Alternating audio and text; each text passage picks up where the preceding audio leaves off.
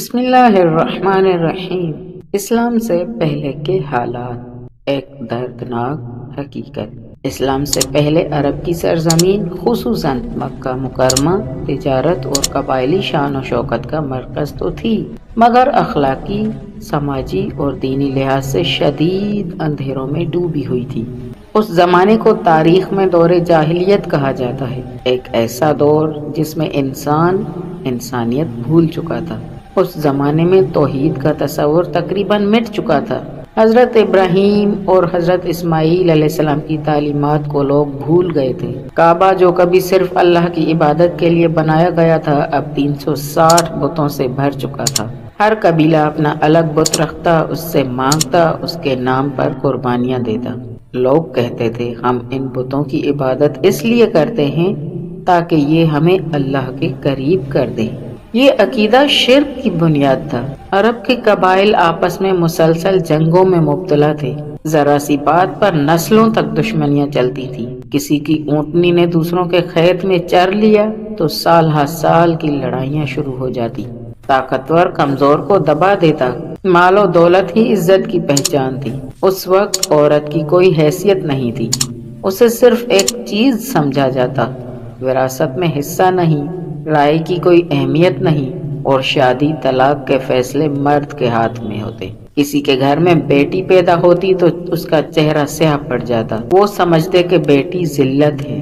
لیکن قرآن نے سورہ نحل آیت نمبر 58 میں اس کی کیفیت کو یوں بیان کیا: وَإِذَا بُشِّرَ أَحَدُهُم بِالْأُنثىٰ ظَلَّ وَجْهُهُ مُسْوَدًّا وَهُوَ كَظِيمٌ۔ جب کسی کو بیٹی کی پیدائش کی خوشخبری دی جاتی تو اس کا چہرہ سیاہ پڑ جاتا اور وہ غصے میں بھر جاتا۔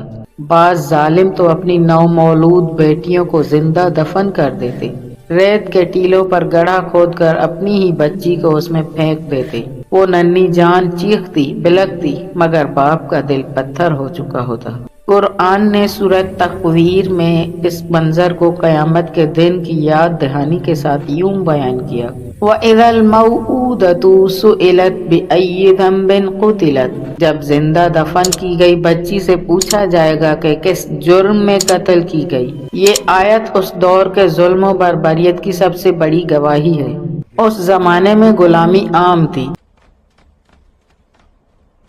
جنگ میں قیدی بننے والا ہمیشہ کے لیے غلام بنا دیا جاتا۔ غلاموں کو جانوروں سے بدتر سمجھا جاتا۔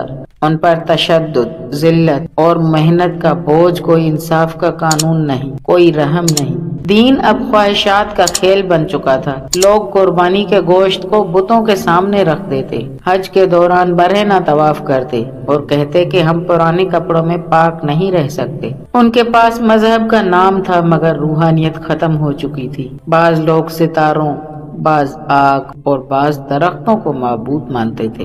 قریش کے تاجر شام، یمن اور حبشہ تک سفر کرتے تھے۔ دولت مند طبقہ فخر سے جیتا، مگر غریب، یتیم اور مسکینوں کو کوئی پوچھتا نہیں تھا۔ کسی نے کسی کی مدد کو دین سمجھا ہی نہیں تھا، مگر انہی ظلمتوں میں اللہ کا نور ظاہر ہونے والا تھا۔ جب دنیا انسانیت سے خالی ہو چکی تھی، جب عورت کی عزت مٹ چکی تھی، جب ظلم عام ہو چکا تھا، تب رحمت للعالمین کی ولادت کا وقت قریب آ گیا۔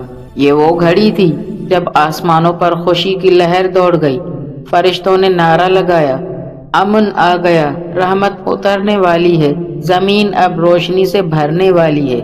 اسلام آنے کے بعد عورت کو عزت ملی، ماں کو جنت قرار دیا گیا، بیٹی کو رحمت کہا گیا، غلام کو بھائی کا درجہ ملا اور انسانیت کو ایک نیا جنم دیا گیا۔ یہ کہانی ہمیں یاد دلاتی ہے کہ جہالت کا اندھیرا جتنا بھی گہرا ہو، اللہ کا نور اسے مٹا دیتا ہے۔